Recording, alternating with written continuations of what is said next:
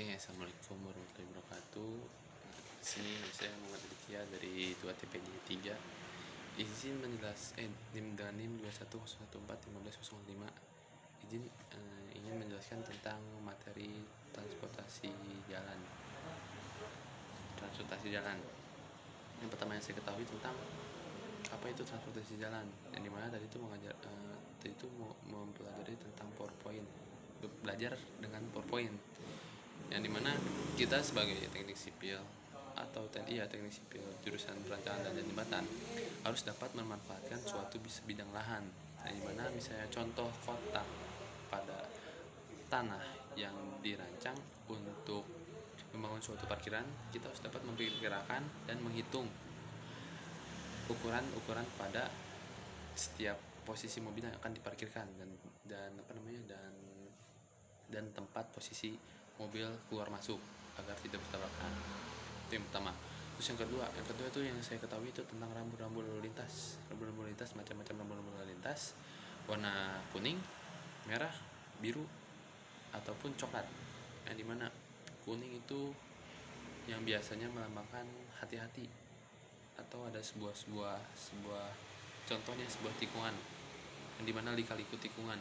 Nah, di situ berarti melambangkan jalan yang akan kita lewati itu akan berada pada macam-macam tikungan, seperti contohnya di puncak. Nah, itu tuh ada rambu-rambu tentang lika-liku. Berarti itu jalannya lika-liku dan kita wajib mengurangi kecepatan. Terus yang tadi saya tangkap juga ada contoh jalan kayak set. Nah, ini mana itu jalan seperti itu tuh melambangkan apabila kita jalan gini set menggok sini, dari sini tuh jarak untuk menggok selanjutnya itu jaraknya dekat. Nah, karena itu dikasih rambu-rambu lalu lintas supaya kita mengetahui bahwa tikungan pertama yang kita lewatin, sudah kita melewatinya, ada tikungan lagi yang dengan jaraknya sangat dekat. Nah, terus di situ saya memperhatikan lagi di papan tulis itu dan di PowerPoint ada contoh 4,5 meter seperti yang ada di jalan tol atau di gerbang tol, yang dimana yang saya tahu di gerbang tol tuh 2,5 meter tinggi dari jalan ke pelang. Nah, itu melambangkan untuk mobil kecil. Nah, sedangkan mobil besar tidak bisa menggunakan jalan tol yang tingginya pendek dari truk tersebut. Nah, terus berada di jembatan juga, jembatan kayak semacam tinggi jembatan dan jalan, ada bacaan di sini 4,5 meter. Berarti kendaraan yang lebih dari 4,5 meter tidak bisa melewati terowongan jembatan tersebut. Terus juga tadi belajar tentang underpass dan flyover. Nah, itu jembatan atas dan jembatan bawah. Terus juga tentang perihal berat yang 8 ton. Berat 8 ton itu itu melambangkan dan meremember kepada pengemudi barang-barang berat, maksudnya pengemudi berat seperti truk yang beratnya tersebut tidak boleh melebihi dari 8 ton apabila melewati suatu jalan atau suatu rambu-rambu tersebut. Nah, terus juga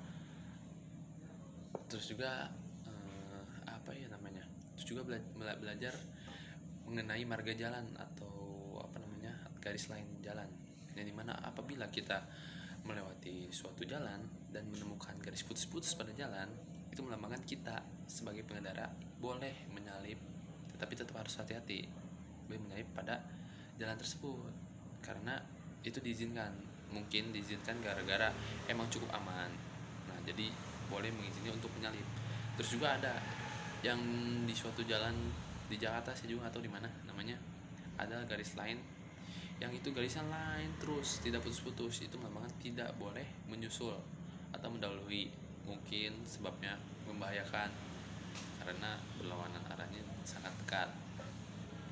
Terus juga yang saya tahu tuh tentang kayak semacam ada suatu jalan entah itu di mana, garis lain nggak putus-putus, nah garis lain putus-putus, di sini putus-putus, di sini putus-putus, di sini maksudnya ini garis lain nggak putus-putus, di sini putus-putus, di sini putus-putus, di sini putus-putus, di sini nggak putus-putus. Pokoknya tangan saya kayak gini nih, ini nggak putus-putus, ini nggak putus-putus, yang ini putus-putus, ini putus-putus.